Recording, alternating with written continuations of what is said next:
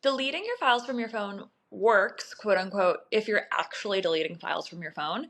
There was one example recently at Boston Logan Airport where CBP did a phone search and they looked through a person's recently deleted folder, and that's where they found images that they kind of used to justify denying this person entry to the United States. There's also a question, though, of whether they can compel you to unlock your phone. With your fingerprint or your Face ID, there have been some courts that have ruled, not in border cases, but in just like regular law enforcement cases, that they can just unlock your phone with your biometrics. What they cannot do is ask you to give them your password or compel you or force you to give them your password, because that's what's known as testimonial evidence, which is evidence that requires you to reveal the contents of your thoughts.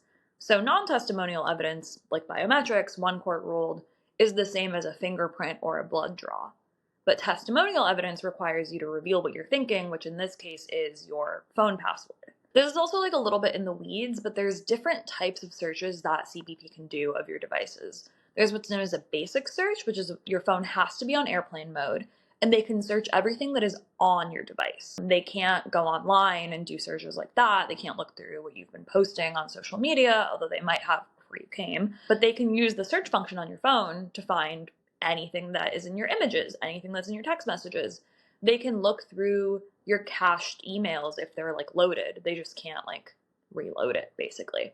Then there's also what's known as a forensic search. Some courts have ruled that they do need a warrant to do a forensic search, but like this is really dependent on the jurisdiction. It's dependent on what you're flying into. So let's say, generally speaking, with very few exceptions, they don't need a warrant to do these either. A forensic search, they take your phone, they hook it up to a device, and they can download whatever is on your phone, and they can retain that information and that data for later. Theoretically, yes, they can go through your laptop the same way that they go through your phone. There are more protections on your laptop just because in most cases, like, you need a password to log in. It's kind of the same deal with like biometric versus, typing in a passcode. So if you don't want that to happen to you, it's wise to, back up your data, wipe your device, and then re-download it when you're back in the US. These device searches, like statistically, are really rare. During the 2024 fiscal year, CBP searched less than 0.01% of travelers' devices. And we don't have data yet for 2025, but there is anecdotal evidence of it happening more.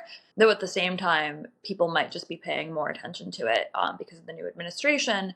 But in any case, good to keep yourself locked down, protected, just in case.